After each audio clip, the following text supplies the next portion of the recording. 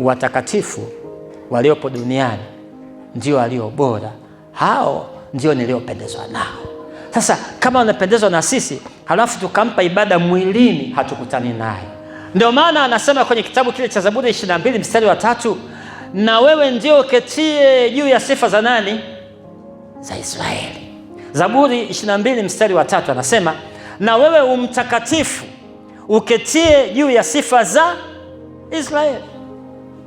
Si juu ya sifa za malaika, sio juu ya sifa za malaika, ni juu ya sifa zako wewe, mtu wa Mungu.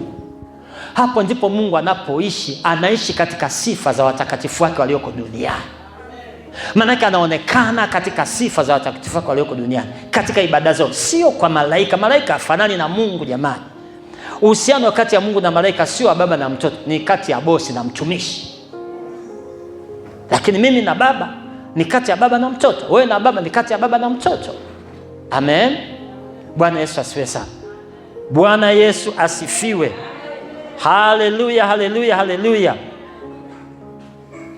Sasa mtumishi wa Mungu, nataka niseme hivi, nikuonyeshe kwa kutumia mfano wa wana wa Israeli kwa nini hitaji la msingi la Mungu ni ibada. Nikuonyeshe ukweli huo, nikuonyeshe ukweli wa kibiblia kwamba hitaji la msingi la Mungu ni ibada. Nataka nikuonyeshe kupitia mfano wa wana wa Israeli.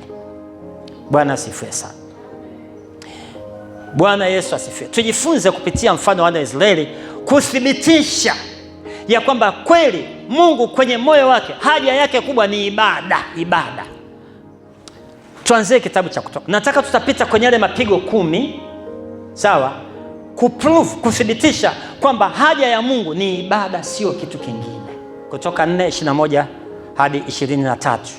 Biblia inasema hivi, Bwana akamwambia Musa, mstari wa 21, hapo utakaporudi Misri, angalia ukazifanye mbele ya Farao zile ajabu zote nilizotia mkononi mwako, lakini nitaufanya mgumu moyo wake, naye hatawapa ruhusa hao watu waende zao.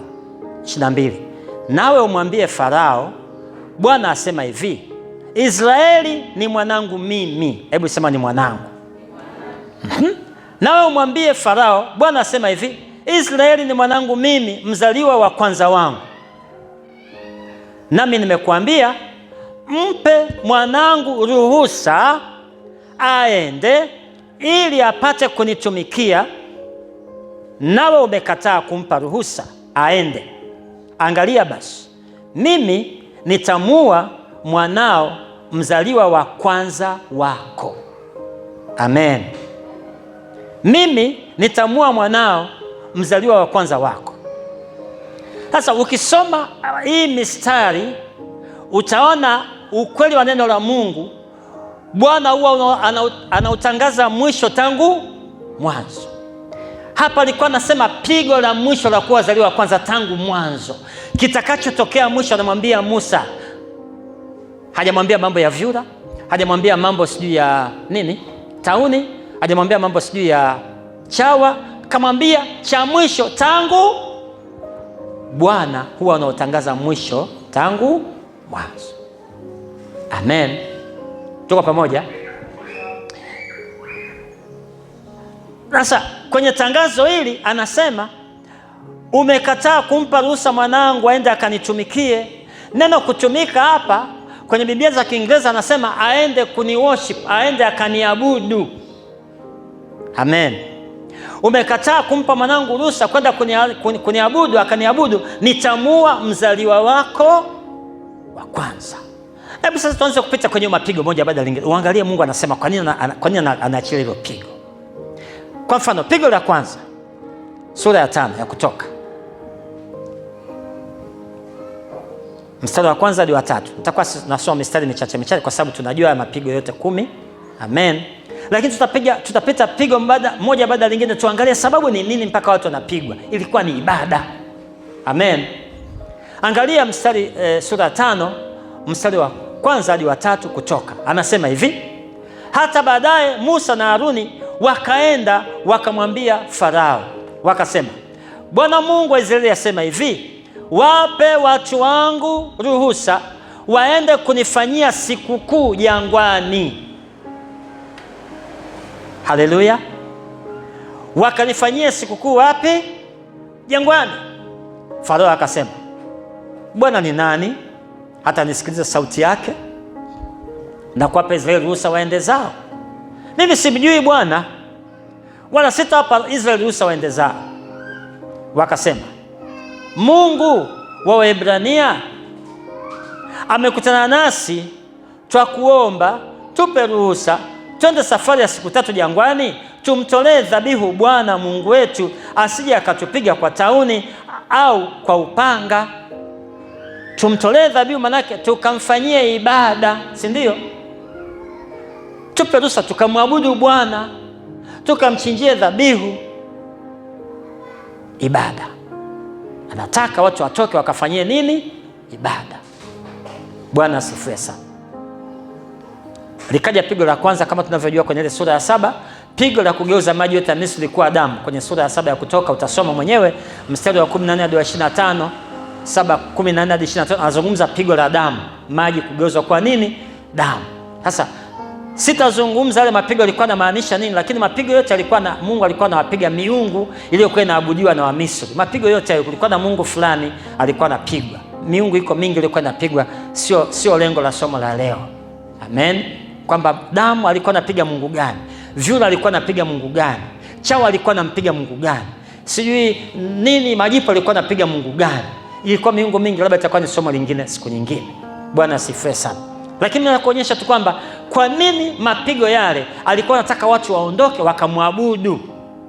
Amen. Pigo la pili, sura ya 8 mstari wa 1 hadi wa 5. Bwana akamwambia Musa, ingia kwa Farao ukamwambie, Bwana asema hivi, wape watu wangu ruhusa ili wapate kunitumikia.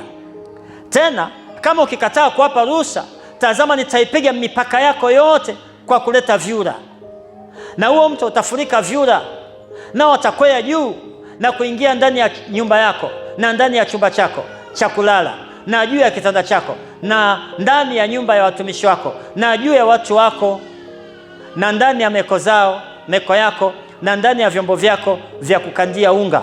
Kisha hao vyura watakwea juu yako wewe na juu ya watu wote na juu ya watumishi wako wote.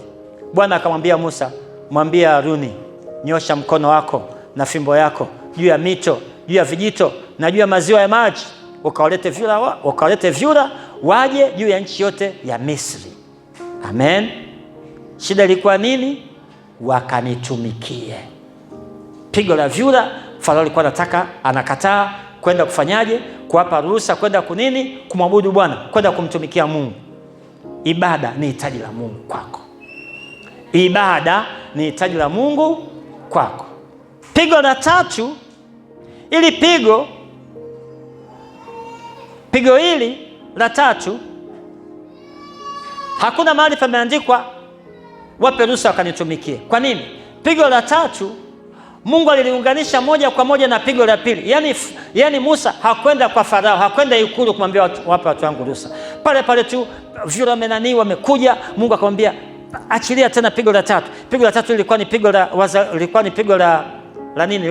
la chawa. Pigo la tatu lilikuwa ni pigo la chawa. Lakini Musa hakwenda kwa Farao sema wape ruhusa. Mungu taliunganisha juu kwa juu kupiga nini? Chawa. Liko juu kwa juu. Lakini pigo la 4 anamwambia nenda kwa Farao. Bwana asifiwe sana. Nenda kwa Farao. Kutoka 8:20-27.